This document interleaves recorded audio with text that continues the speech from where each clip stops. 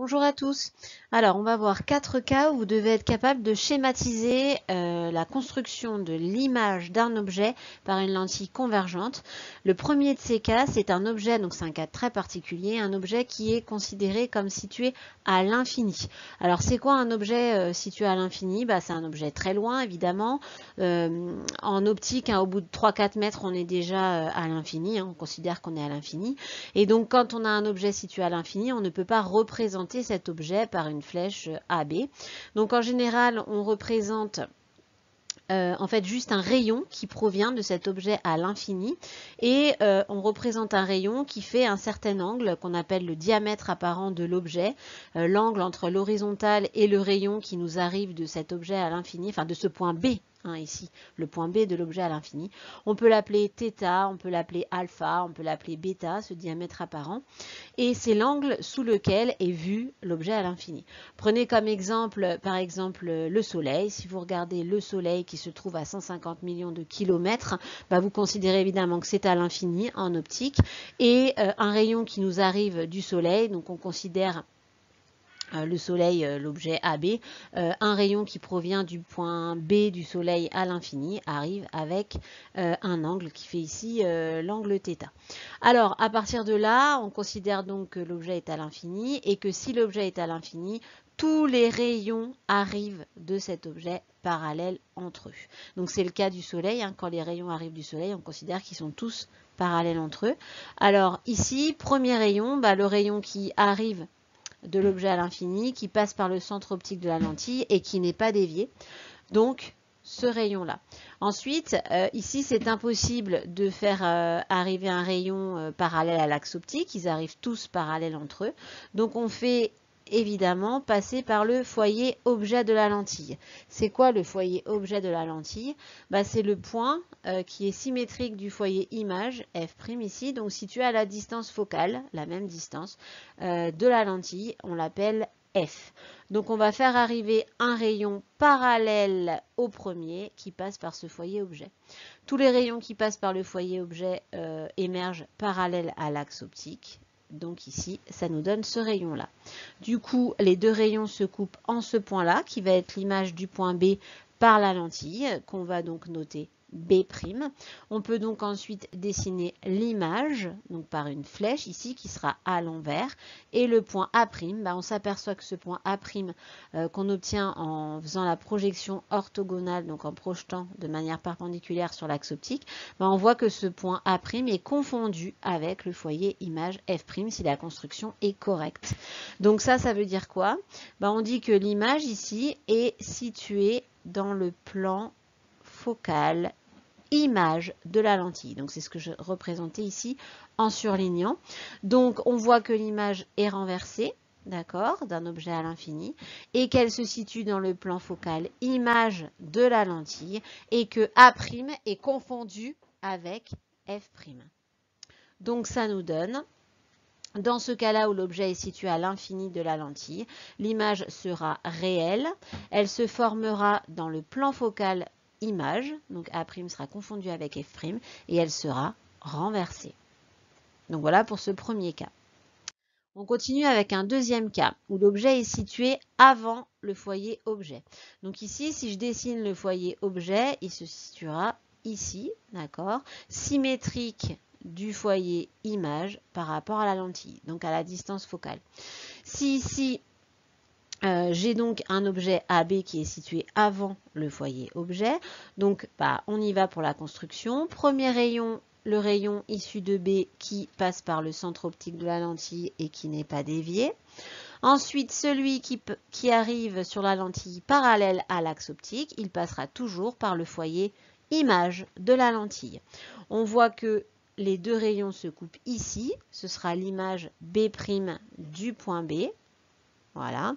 On projette orthogonalement sur l'axe optique pour avoir le point A', et voilà l'image qu'on obtient A'B'. Ici, on peut dire qu'on a une image réelle qui est renversée. Alors là, dans ce cas particulier, elle est plus grande que l'objet, mais parfois, elle est plus petite, ça dépend de où on a placé l'objet AB ici, avant la lentille. Donc, à retenir, l'image dans ce cas-là sera réelle et renversée. On continue. Troisième cas, un objet situé entre le foyer objet et la lentille. Donc ici, si je redessine, si on s'intéresse au foyer objet, il sera évidemment situé ici.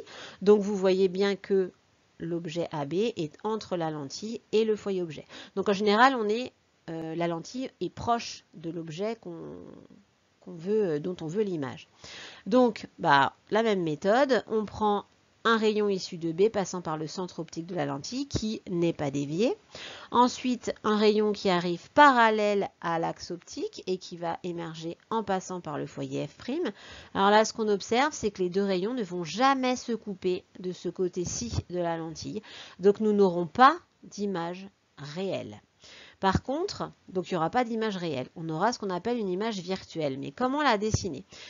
C'est par exemple, il faudra pour voir l'image mettre son œil ici. Et si on met son œil là, c'est comme si ce rayon ici, le vrai rayon ici, venait, propagation rectiligne de la lumière, provenait de par là. Et ce rayon-là, réel, c'est comme s'il venait de par là. Et donc si je prolonge les rayons en pointillés, puisque ce ne sont pas des vrais rayons lumineux, d'accord? Les rayons lumineux, ils parviennent du point B, mais voilà. Donc, on a croisement des deux rayons virtuels ici. Donc, on dira que le point d'intersection ici, c'est B'. On projettera de la même manière orthogonalement sur l'axe optique, mais là, je dessine l'image en pointillé, puisqu'elle est virtuelle. On ne peut pas la matérialiser sur un écran, donc elle sera dessinée du coup en pointillé. Vous remarquez qu'elle est droite et qu'elle est ici plus grande que l'objet. Donc dans ce cas-là, on met son œil ici, on regarde à travers la lentille et on voit une image plus grande et droite. On a la lentille qui est utilisée dans ce cas-là comme loupe et l'image est virtuelle. Dernier cas particulier, c'est quand l'objet est situé dans le plan focal objet de la lentille. Donc ici, voilà, l'objet AB serait situé dans le plan focal de la lentille. Ça veut dire quoi?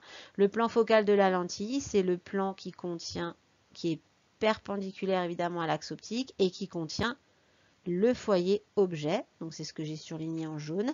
Et là, on voit que si l'objet est dans le plan focal objet de la lentille, le point A est confondu avec le foyer objet. Donc pour tracer l'image, c'est la même chose que précédemment. Un rayon qui provient du point B et qui passe par le centre optique et qui n'est pas dévié. Un rayon qui provient du point B qui est parallèle à l'axe optique et qui ressortira en passant par le foyer image. Et alors là, un cas très particulier, comme tout à l'heure, ils ne se croiseront pas, les deux rayons qui émergent de la lentille ici, les deux rayons particuliers, mais c'est pire encore, ils sont parallèles entre eux. Alors, si je mets mon œil ici, donc on aura encore affaire à une image virtuelle, puisqu'il n'y a pas d'image réelle qui peut se former sur un écran.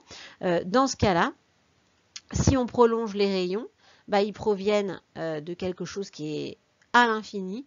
Les deux rayons ici sont parallèles également, donc ne se croiseront jamais. Donc on considère dans ce cas-là qu'on a une image qui est formée à l'infini, elle est virtuelle mais formée à l'infini. Donc dans ce cas-là, on dit que B' se trouve à l'infini et que en fait il se trouve à l'infini en faisant un angle ici, par exemple alpha, θ ou bêta, ça dépend des notations. Donc l'image fait un angle θ ici. Enfin, l'image est vue avec un angle θ par rapport à l'horizontale et A' sera à l'infini sur l'axe optique de ce côté-là.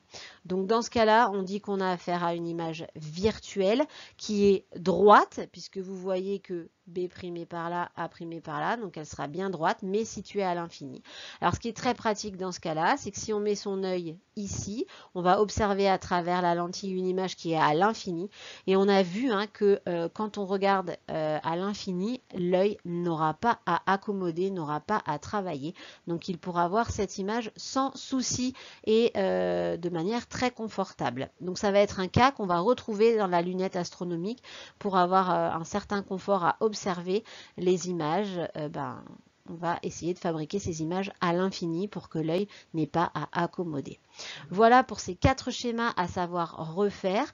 On va s'en servir, 2 d'entre eux, en tout cas l'objet à l'infini et l'objet dans le plan focal objet de la lentille, donc le premier et le dernier cas, seront très importants pour l'étude de la lunette astronomique. Voilà, j'espère que c'est clair. Bon courage à tous!